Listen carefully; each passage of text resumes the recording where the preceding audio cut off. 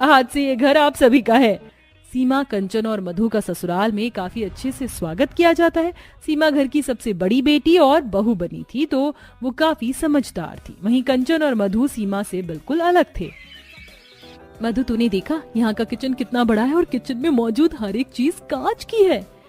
हाँ हाँ, मैंने देखा, हमारे ससुराल की रसोई कांच की बनी हुई है।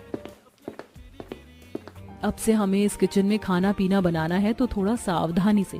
कांच की रसोई काफी कीमती लग रही है और कांच के बर्तन भी महंगे हैं। हाँ हाँ दीदी, हमें पता है।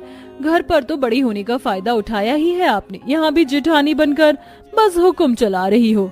अपनी छोटी बहन कंचन की बात सुनकर सीमा उसकी बातों को नजरअंदाज करती है। तभी कमरे में कुंती का आना होता है।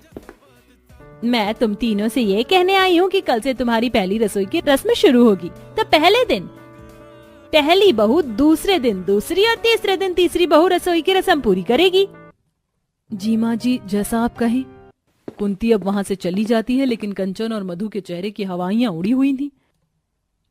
अरे नहीं नहीं, कांच के उस रसोई में जाने में मुझे डर लग रहा है, कुछ टूट गया तो आफत आ जाएगी।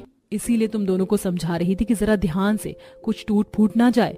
अब अगले दिन सीमा पहली रसोई की रस्म पूरी करते हुए कांच की रसोई में खाना बनाती है। सामने से कांच की रसोई से तेज धूप की किरण सीमा को पसीने से तरबतर कर रही थी। अरे बाप रे दीदी, यहाँ तो कितनी गर्मी है। ये बर्तन कितने चमक रहे हैं और भारी भी हैं। इसीलिए कह रही हूँ, नाजुक चीज है, इन्हें संभाल कर और ध्यान से ही काम मिलाना। बाहर सभी सीमा की पहली रसोई में बने खाने का इंतजार कर रहे थे। कुछ देर बाद सीमा सभी के लिए खाना लगाती है।